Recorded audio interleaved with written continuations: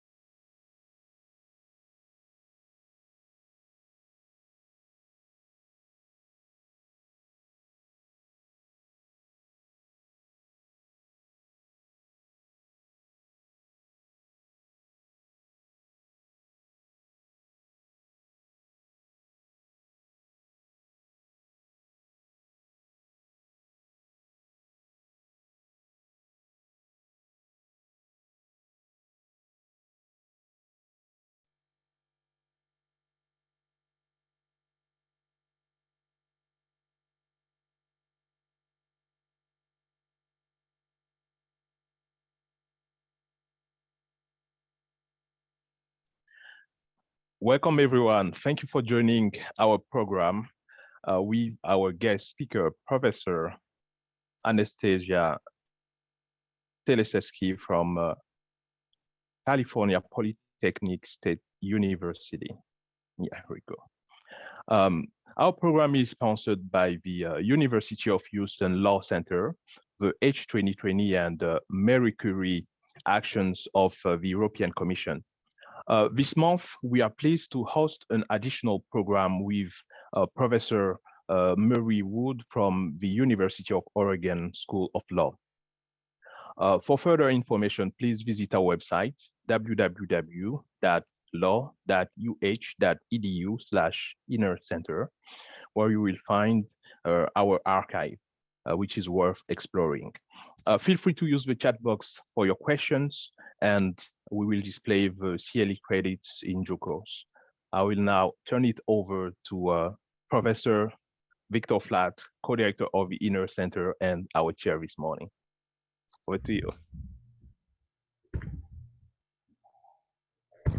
Thank you very much, Professor Zhao. I'm Victor Flatt. I'm one of the faculty co-directors of the Environment, Energy, and Natural Resources Center here at the University of Houston, where with the support of the European Union and the Marie Skłodowska-Curie group and the partnership with Professor Zhao from the University of Lyon 3, we have been able to host this multi-year program on energy transition.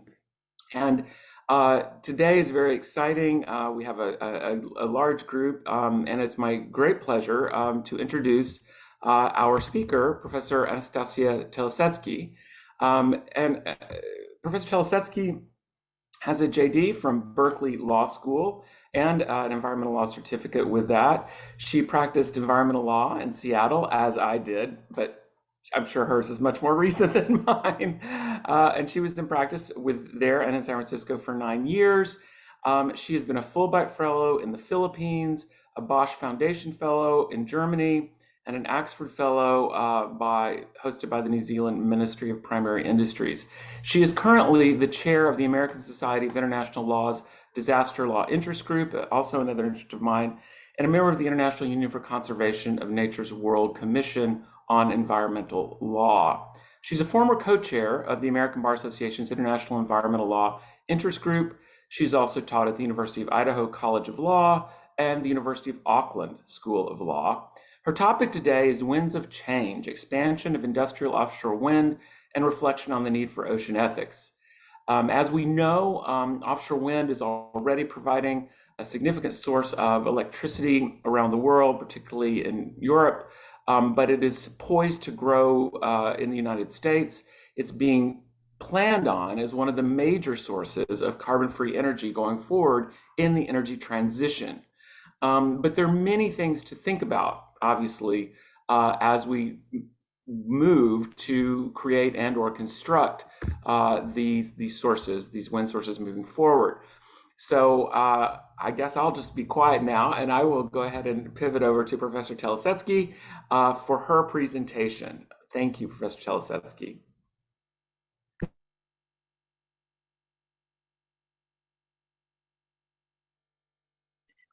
Thank you very much, and it's an honor to be with you today. I'm going to be sharing a few thoughts today. My topic is, well, my slide is not appearing quite as I expected, but what I'm going to be sharing with you today is some reflections about the blue economy and particularly offshore, the growth in offshore wind. I'd like to say good morning to you from sunny California, but I think most of you are aware it's a bit wet out here, and perhaps a disaster law topic would have been more appropriate for this morning. But what I want us to do in the next 30 minutes or so is I want us to really begin to think about a couple topics. And in particular, I want us to think about the sort of intersection between sort of ethics, economics, and law, and development. So that's a kind of a small ambition for this morning. What I'm going to be talking about is I'm going to go through 4 different sorts of themes and then tie them together at the end. I'm going to talk in some general trends in per capita energy use. I'm then going to talk a little bit about the blue economy, for those of you who this might be more of a sort of a new concept. And then I'll talk a little bit about offshore wind expansion in terms of this energy transition. And then I'll finally come back and talk about care ethics and consumption. So that's a number of moving parts here. But my research question really is whether we need to be incorporating this care ethic into the pursuit of the blue economy. So consumption, a little bit of background here.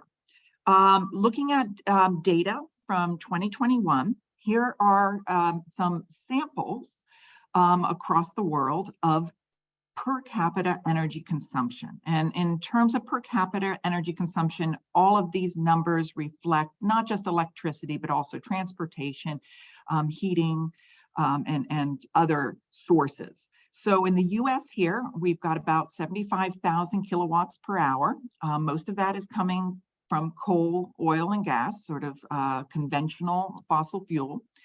The UK, in contrast, has a primary energy consumption around 29,000 kilowatts per hour. So a bit of a contrast to the US. And then Denmark has about 31,000. Their majority of their energy consumption, and once again, we're looking at all of this per capita, is oil and wind. Now, I pulled up from the databases a number of, I want to sort of look at some of the trends here, because I think that these trends are significant for thinking about the bigger picture about our energy transition. So once again, all of these reflect electricity, transport, heating, and cooking. You know, so these come, they're an attempt to give us a more holistic view of how much the sort of average resident is using in one of these 3 states. So with of course, you'll see that during 2020, with the global lockdown, with COVID-19, we saw sort of lower levels of per capita usage. Those have, of course, increased in the numbers that I just showed you, in part because of the resumption with transport, a lot more transport and travel. But one of the things I want you to see is looking at the US. I only have the data back to 1965 from the databases that I was looking at. But you'll see with the US that 1965, we were using about 76,000 kilowatts per hour per person. We only sort of arrived at that number in 2020, you know, back to that level. The UK, in contrast, you'll see a sort of downward trend in terms of a bit of a peak in 2000, but a downward trend from 1965 to their present usage. And in Denmark, you'll also see that trend reflected. And these are just 2 graphs. All of this data is coming from Our World in Data, which is a consortium of databases that you can use to track trends. And what I really, really want you to see, though, the kind of takeaway of this is that in the US, we're not doing a whole lot better in terms of our consumption per person since 1965. We've sort of, we're in a pretty narrow band. Denmark and UK maybe a little bit better, but still some relatively, a similar sorts of trends. Now, if we want to look at this globally, and this is a significant point to make here, we're not necessarily in the countries that I picked initially the highest per capita energy use. So Qatar is currently using close to 200,000 kilowatts per hour per person. Of course, a lot of this has to do with the need for cooling, refrigeration, because you'll also see reflected on there Bahrain and United Arab Emirates. Singapore is using about 161,000 kilowatts per hour. Iceland, all of these different countries have, of course, different energy mixes that are contributing to this particular energy use per person. But that I wanted you just to sort of see this as sort of a reflection of a variety of different countries and their sort of energy uses. Canada, just our northern neighbor, is using more than the US. They're using about a little over 101,000 kilowatts per hour. And most of this data for these numbers that I have reflected here is from 2019 to 2021. We don't have the 2022 data is still being processed. So there's some important trends, though, still to be thinking. On the right there, you'll see a image of our energy use per person in 1972. And in a number of places, we didn't even have data that we were collecting at that point. What you'll see through the three different images, 1972 to 1982 to 2021, our most recent data, is that you'll see an increasing amount of energy use per person. And in many parts of the world, this is genuinely a good thing. This is energy justice. This is ensuring that populations that have not had access to refrigeration, have not had access to electricity, now have access to energy to meet needs, needs of well-being. So you'll see that certain parts of the world have had more growth than others. So you'll have, in particular, I'll point to, Africa. We have about a 79% growth from 1965, but it's not a whole lot of additional kilowatt hours. We'll see that in Asia, that there has been a 569% growth per capita. Europe, equally a growth. North America, we've actually seen a reduction in our usage, our average usage. Oceania, once again, and South America, all growth. And many of these areas, I want to be clear, reflect, of course, energy justice and access to energy for critical needs, pumping of clean water or electrification of a village. But this chart, I think, is really telling in terms of what's going to come later in this presentation here, because when we look at our per capita primary energy consumption by source, it is indeed the high income countries that are, this is sort of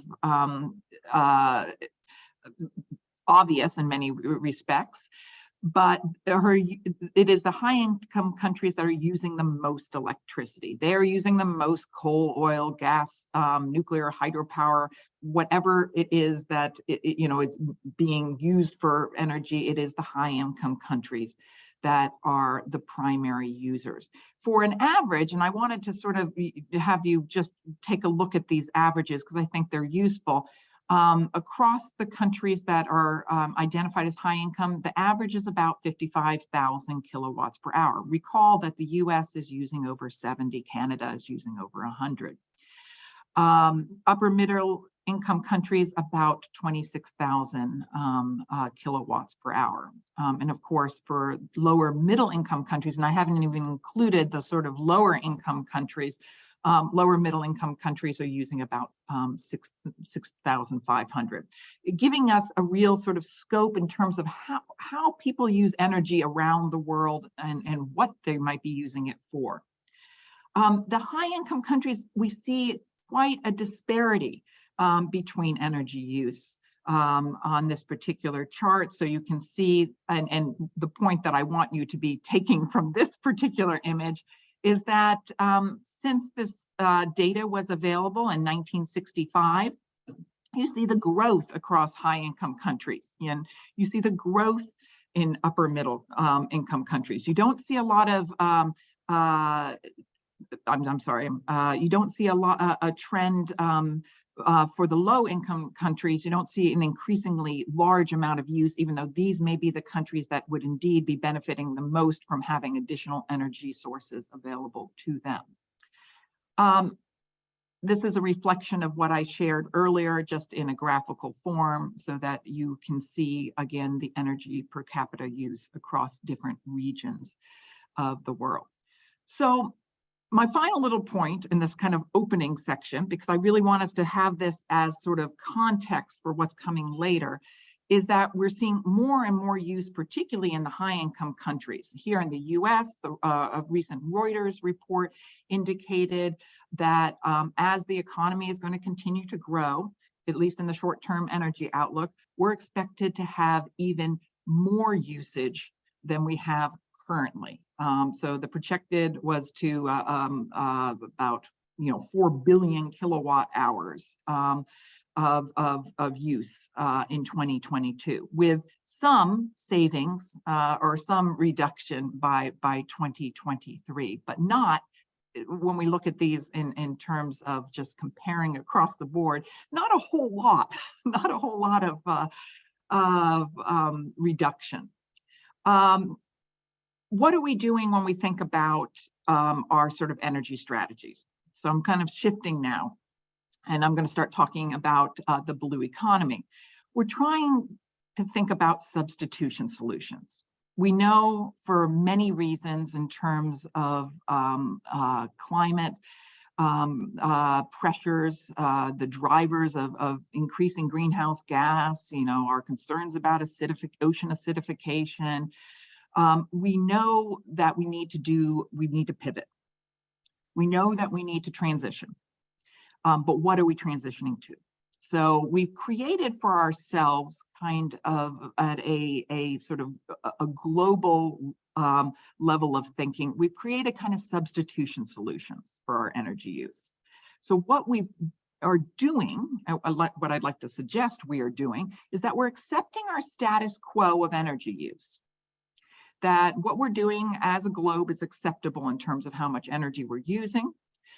That in order to make this transition, we're going to have to rely on technology, because in some respects, technology got us into this mess. All of the sort of inventions of the 18th century, the steam engine, et cetera. Technology will lead us out of this mess. It's going to be just some more innovative thinking here. And then my final sort of assumption that I'd like to suggest is part of this play is that, we are looking for technology solutions that are going to be less harmful than what we currently have available to us.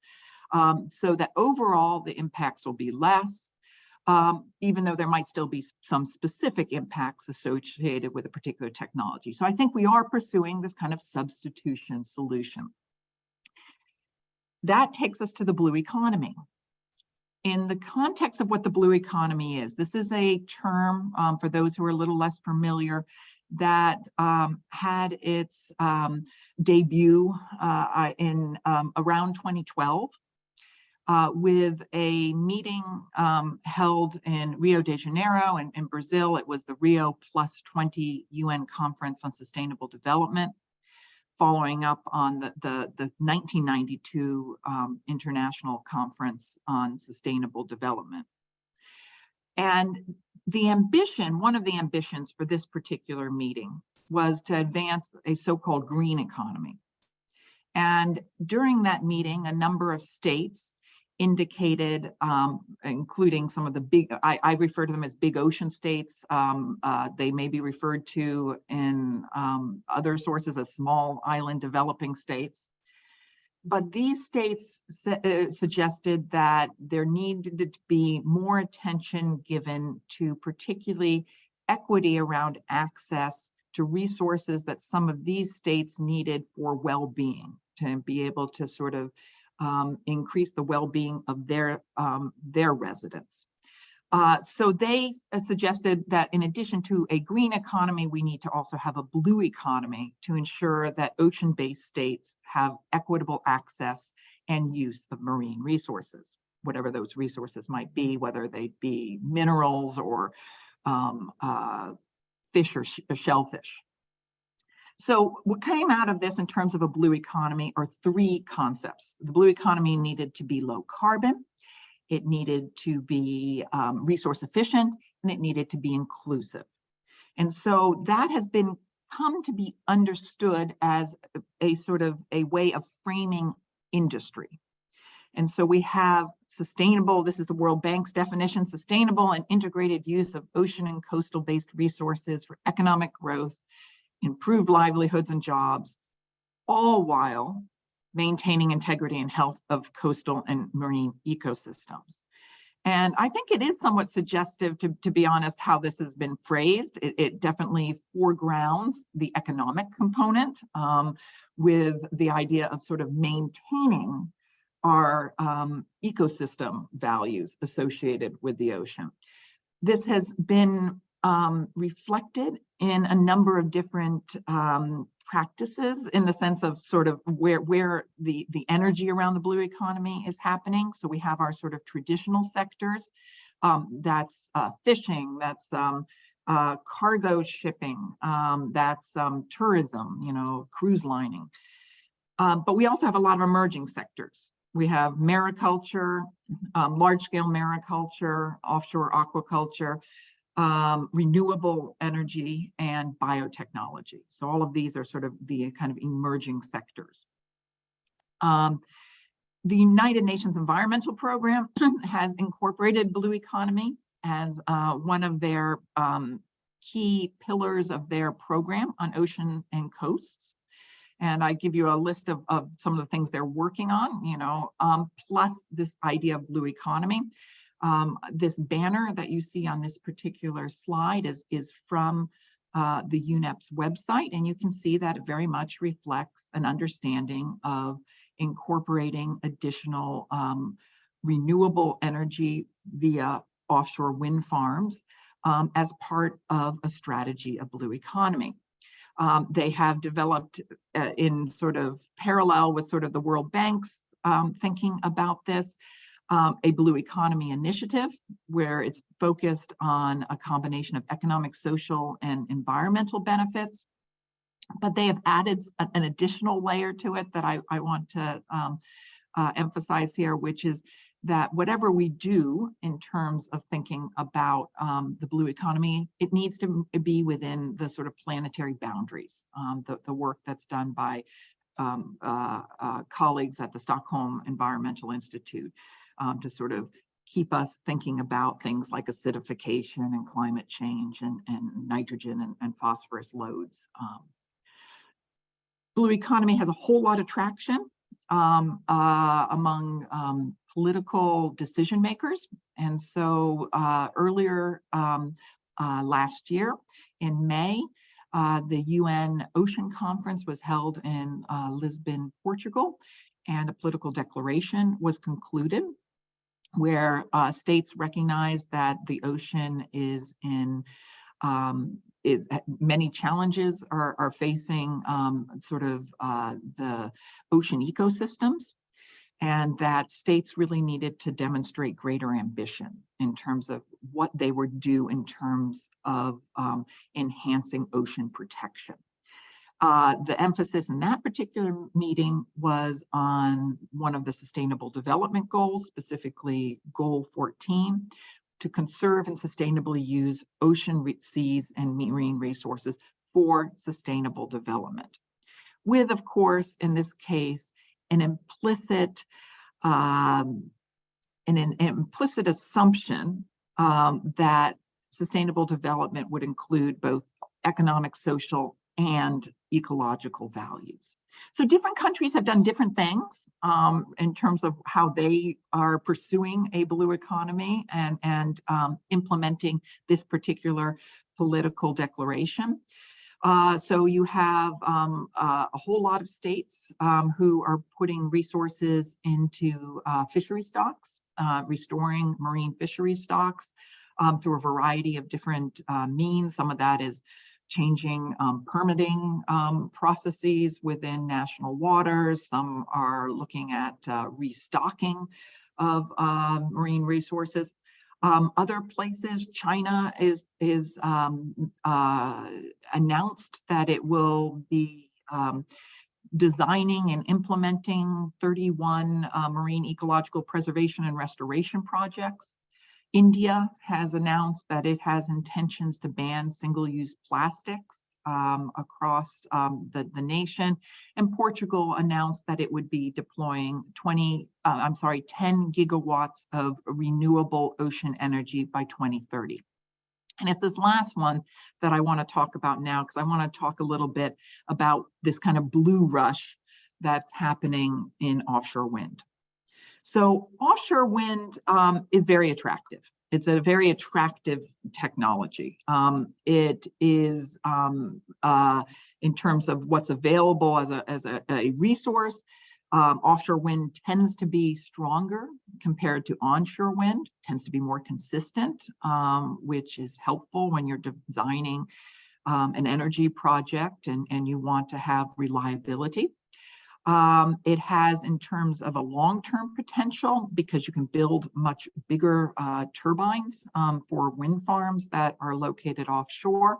It has a long-term potential, not as we speak, but 10 years down the line, to be cheaper than potentially other renewable resources. Many of these offshore farms are located near where energy demands are highest. Much of our human habitation is along coastal regions of the world. And so if you look here in the US, 80% of US electricity demand comes from coastal states who it can get immediate access to this resource. It is, I put in quotations there, a free energy resource, because we don't have a supply chain. This isn't like oil, gas, or coal, where we need to have mines specifically for the resource itself. Now, of course, for the building of the offshore wind equipment, we may indeed need to have we do need to have a resource chain. We're expecting declines in the wind costs. I already commented on that. We will have less dependence on resources, energy resources that have had sort of history of conflict, political conflict, socio-political conflict. So less dependence on oil. From a pollution prevention perspective, less oil spills, less gas leaks. Doesn't mean none, because of course there will be operational and maintenance use to sort of support these farms.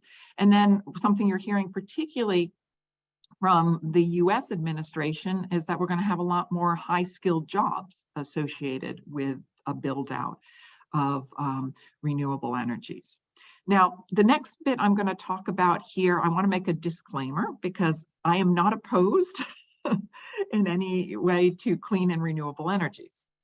But for purposes of our conversation today, I do want to question some of the assumptions that we're making.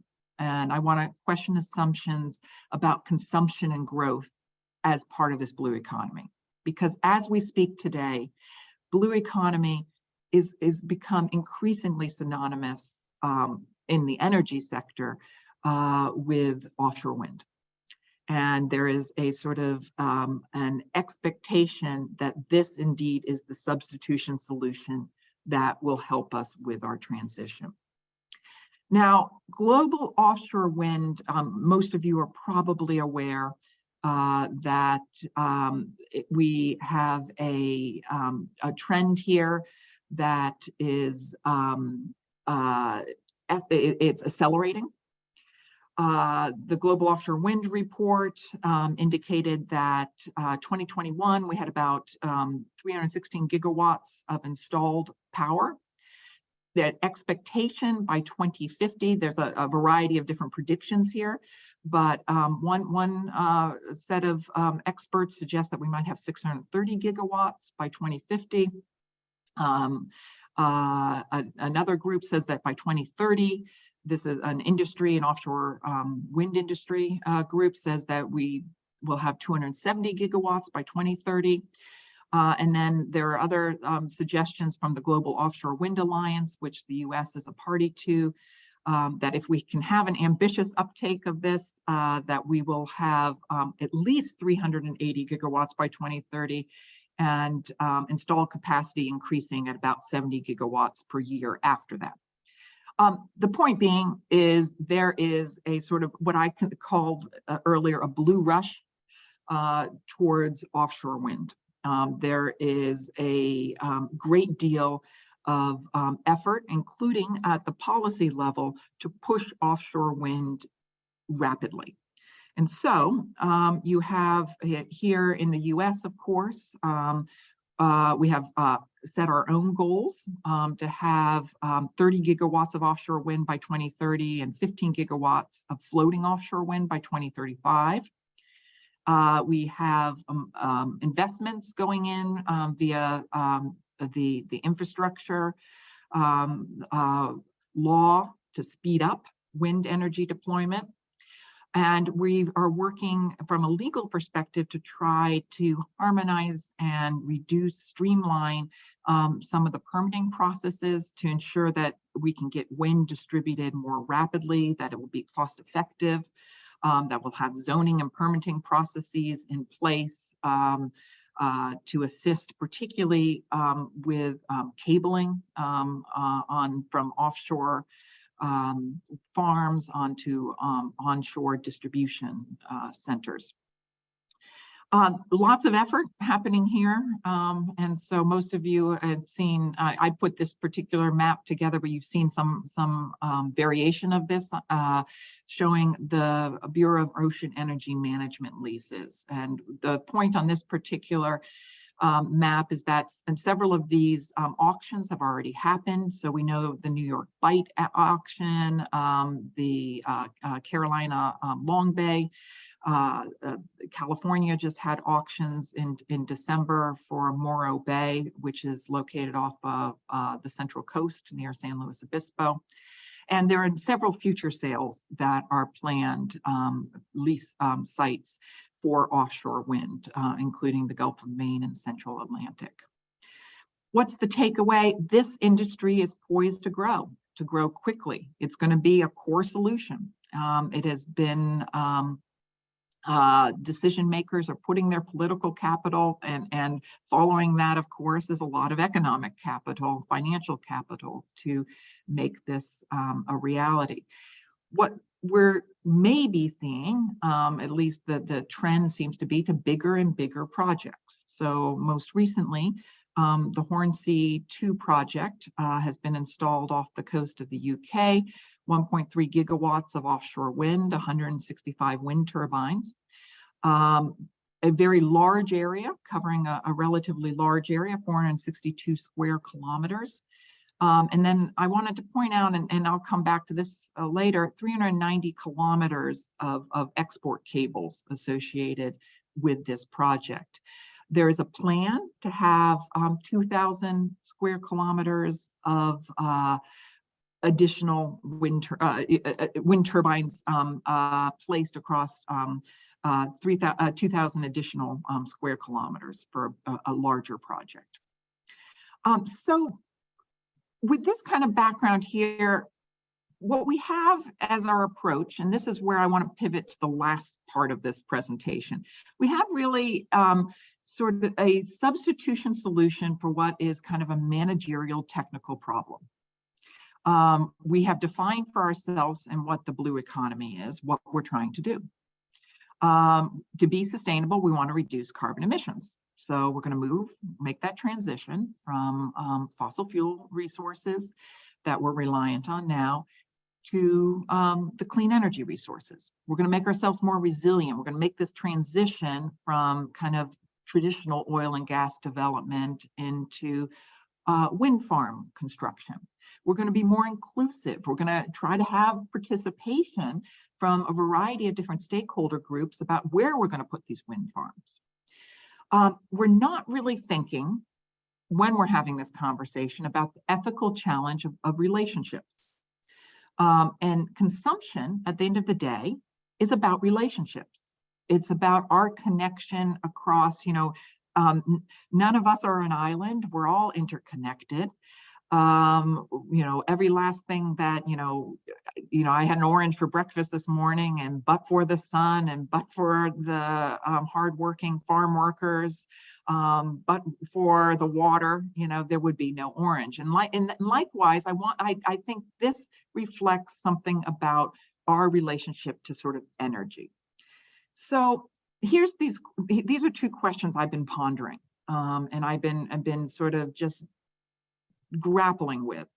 When we offshore our energy production solutions, which is what offshore wind is, a substitution solution, are we also offshoring our problems? Do we offshore our overconsumption? And then I ask a second question: where is that boundary between our human freedoms and freedoms of other species? Because there's a very important, a lot of the work I do is law of the sea work under the convention. And a really important component of that is so-called freedoms of the seas. It's a maritime doctrine that says you have national sovereignty, you can have freedom of navigation, fishing, cabling, overflight. And a lot of that's actually, particularly the cabling, is going to be facilitating offshore wind development. This raises some important questions, though, because when we think about maritime, the impacts on human communities, we know that there's impacts. Offshore wind's the new player. It's a new kid on the block here. There's a lot of pre-existing industries already using this space. There are conflicts. The ones I'm most familiar with are the conflicts with the fishing communities. So trawlers, for example, are concerned. They're concerned about the continued expansion of wind energy because it will lead to difficulties in doing the kinds of fishing that they're doing with the kinds of equipment that they're using right now. Because to use a trawler, you need a particular ability to turn your boat for using the nets. So we know that there's some conflict between fishermen who are concerned about being excluded from these areas, particularly where there may be a particularly rich fish resource. And yes, some of you folks may already be thinking, but aren't wind farms great places for raising fish?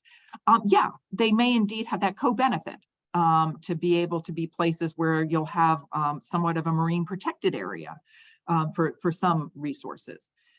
But this is one example of a kind of conflict that we have potentially with one set of communities.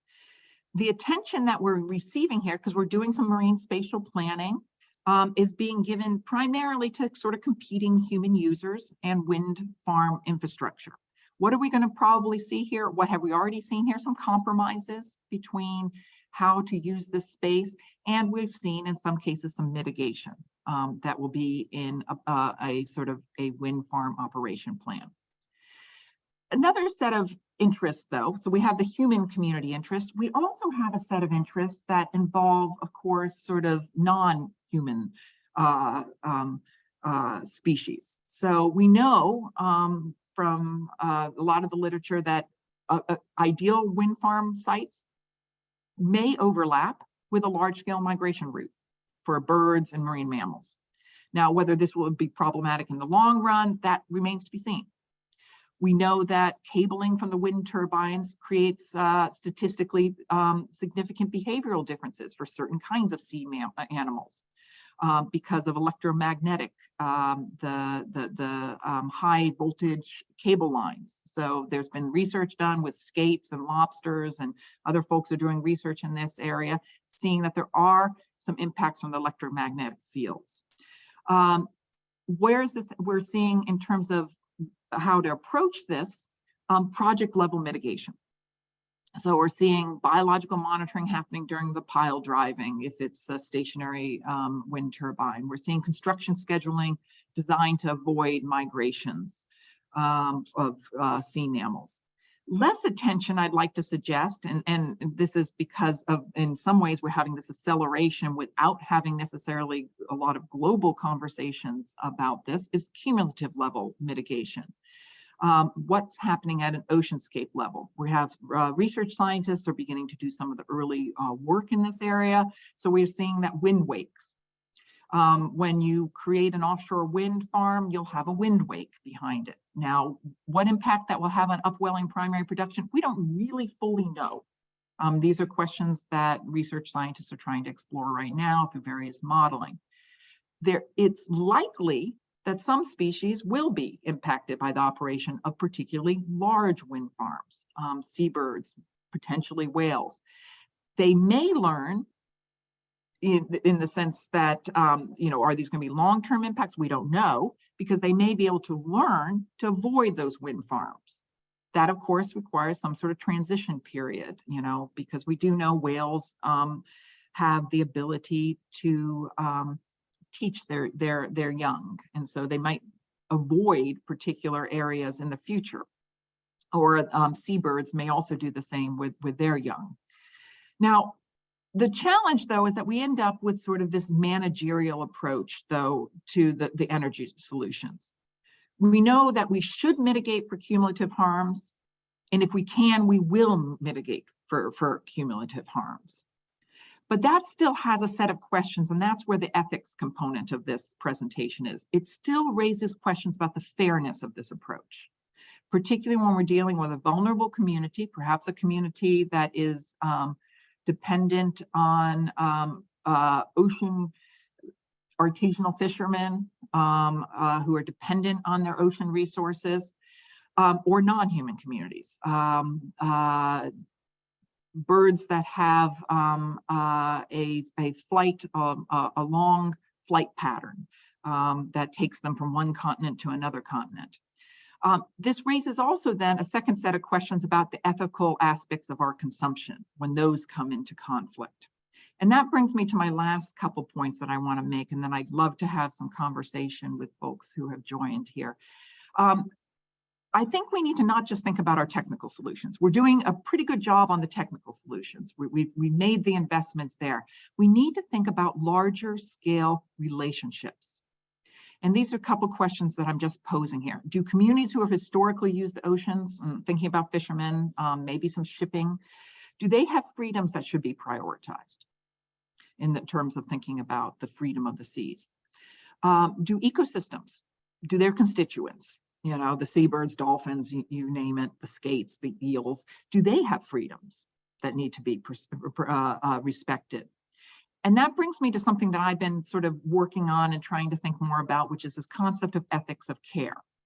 And a couple of researchers, Fisher and Tronto, wrote a great book looking at this question about care ethics. And they define care as those activities that include everything we do to maintain, contain, and I want to emphasize this bit, repair our world so that we can live in it as well as possible. That world includes our bodies, ourselves, and our environment. And I think the key here is it's this complex web. We are not the sole actors. And that brings us to, from a legal perspective, rights of nature. This is an area that's gotten a lot of attention recently. It's a nascent doctrine developing in a lot of different parts of the world in a lot of different ways. So you have New Zealand assigning legal representation to rivers, to natural areas. We have the country of Colombia giving legal standing for the Amazon. We have Ecuador assigning rights and responsibilities in their constitutional doctrines. The whole concept of a care ethic supports rights of nature. It is about recognizing that kind of human humility, recognizing that there needs to be distributional fairness. And so my last point is that when we think about a blue economy, there are mechanisms for us to think about care ethics. And it goes back to thinking a little bit about what I opened this presentation with, thinking about our consumption. We need to not just look at the assumptions about production, where almost all of our attention, the policy attention's on. Very little attention is on that consumption component. And I just put the numbers back up again. Here in the US, we're using about 75,000 kilowatts per hour. We're a high income country. Other countries seem to be doing it with 55,000 kilowatts per hour. That suggests something there. In upper middle income countries where people are presumably living lives that are reasonable human lives that have value at 26,000 kilowatts per hour. And I think that's where a hard look at our consumption practices matters. This isn't simply about energy efficiency, you know, because that conversation we've had for many years, and we've made progress as seen by the earlier trends. This is what I call the single-use plastic conversation, but it's a single-use plastic conversation about energy. You know, is it okay to have a packet of potato chips when you know that packet is just going in the garbage and has no future use? This is a conversation about profligate waste and about sort of how we're structuring our systems of living. The other thing I was thinking in terms of the questions of offshore wind is siting. You know, when you have something offshore, in this conversation I've been hearing with people in this region here, it's not in your backyard per se. I mean, folks here say, oh, you know, we might be able to see the wind turbines off the coast here. They're going to be about 20 miles off the coast and where the current lease sites are. But I'd like to suggest that when we think about consumption, trying to make this connection, we think more about onshore siting, not because it's more efficient that we're going to be able to produce more energy per se, but it creates those felt and seen impacts. They're much more immediate. Offshore is out of sight, out of mind. It forces us then to think about what does a clean energy landscape look like if our goal is really to be somewhere in 26,000, 55,000 kilowatts per hour or something like that, where we focus on the consumption component here. And with stewardship, that brings me to think about recognizing our part in a much larger community of life. We have a duty of restraint. That duty of restraint involves a responsibility of stewardship of particularly other communities, and whether those are human or non-human. So I put in a little question there, whether marine species, who need an unelectrified sea bottom in order to be able to have the kind of predation patterns that they have followed for millennia, unimpeded flightways for seabirds, versus our needs to increase our clean energy production to meet our already profligate energy habits. And so I kind of leave it with this thoughts, and George Bernard Shaw, his quote is apt: our necessities are few, our wants are endless. And when we ask those questions, that is significant. And finally, of course, I couldn't resist ending with Douglas Adams, whose freedoms really do matter here. Do we need this care ethic? Because we make assumptions about other species, and are they fair? So thank you. Thank you for listening, and I look forward to our interaction. Thank you so much, Professor Shelosetsky. I have many questions coming in, but I get the prerogative of getting to begin this. First, we're going to share the course number for CLE. So also, yes, we'll leave that up for just a second. Anybody feel free to post your questions in the chat. We are monitoring those, and we will put those on. We have just a little bit of time for discussion. So I think I want to just start this with just a couple of observations, and then I'll just let you go respond. So you're talking about ethics with the big E. I mean, this is like how we are as a species, as humans, all of those things. And I noticed at the end, I was very interested that you noted, this isn't just about efficiency, right? Because if you look at sort of energy use, how it changes basically is conservation or efficiency. I mean, if you want to lower it, or so using less or using it more efficiently, right? Those are the things to do. And this is a very important question, and it seems to me what you're asking us to do, and I think this is an important way to approach things, is not assume the status quo substitution, but start with what do we want our moral framework to be? So start there, then how do we solve that problem? How do we get there from where our moral framework is or should be, could be? But I even see a conflict there. So let me pose this one first. There are two sort of issues with the profligate energy use, if you will, I would note, that you've brought up. And these to me are themselves in conflict. So my example is this: there are many people in the world who probably, certainly over 1 billion, who don't have access to enough energy.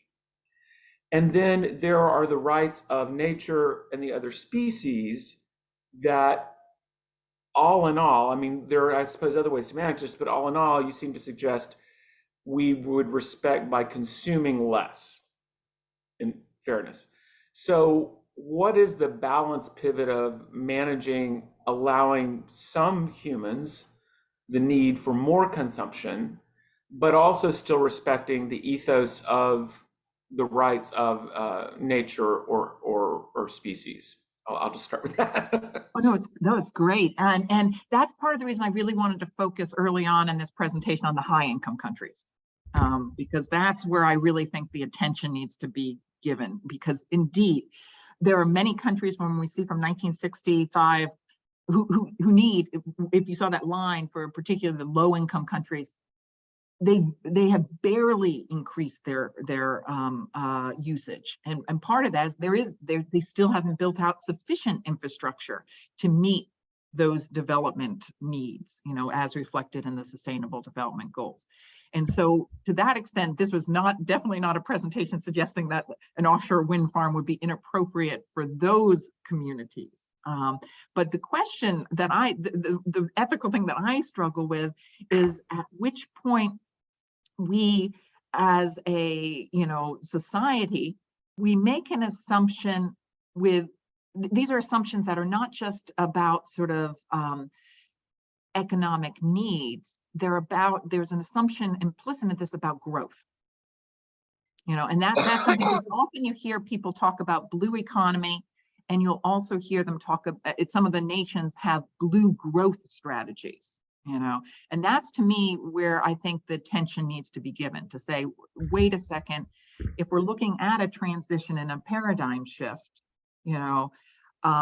what does it mean to have, more distributional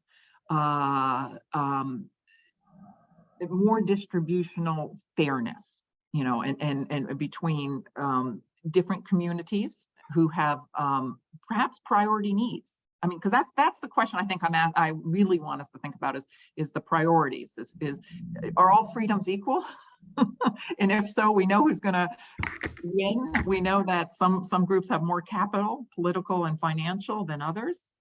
Or are some freedoms needing additional protection? So this, to me, segues into sort of my second question, whether what this is one of the things, at least on the human side, that this question is about is very much our income and other inequalities across the human spectrum. And I will just note to you, I was asked in a thought experiment by the BBC, what would it look like in the world if we had unlimited free energy? And their vision was fusion.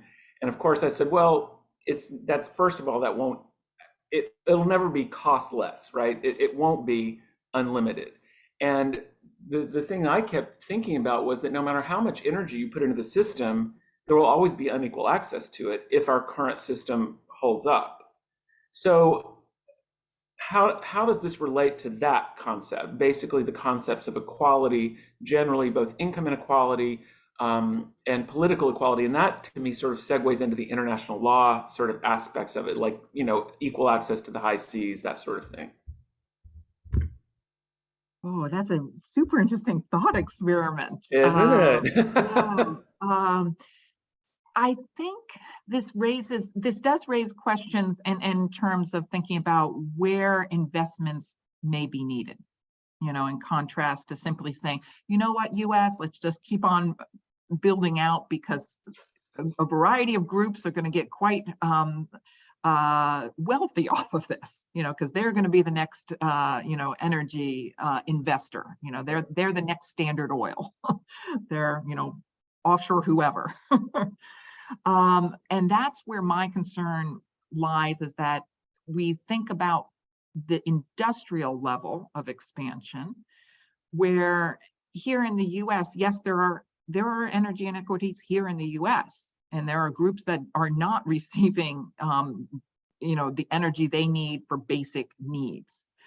And that's where our attention should be going, frankly, in contrast to thinking about how can we continue to sort of expand the sort of green tech or the blue tech, because I think it's just, it's the same model in a different outfit. Right, right. And, So and that's why I'm calling for, in that sense, more of a paradigm almost shift. right, to take right. us back. It is sort of a paradigm shift. I knew this was going to happen. So Fred is shifting again to show the CLE. Everybody, please get this. Please write down the number if you can. There we go. And we will, after we are done, we will leave that up for about 3 or 4 more minutes. We have such a short time left. If you could bring us back, Fred, to the main screen.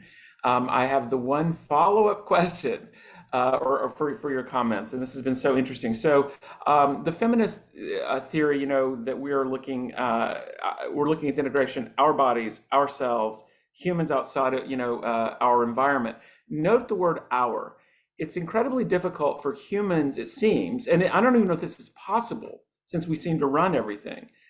How, and maybe that's okay, but can we ever get away from thinking about what it means to us? Like, we want the fishers to have access because we think that's fair. We want dolphins because we like dolphins. We want this, we want that. So is that, I mean, and that maybe that's just fine, because I guess I'm asking, can we ever get out of ourselves? Is there any sort of ethic that is outside of human reflection or understanding of that ethic?